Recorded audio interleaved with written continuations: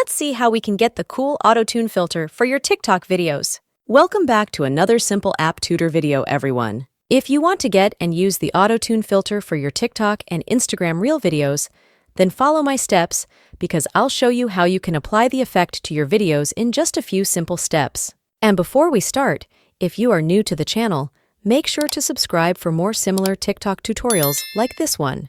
The very first step is to open the App Store if you are on iPhone or your Google Play Store if you are an Android user, and just make sure that your TikTok application is updated to the latest version. This is a new filter that TikTok added, so you have to have the latest version of the TikTok application installed on your device. After that, we will simply open the TikTok application and then tap on the plus button to open our camera.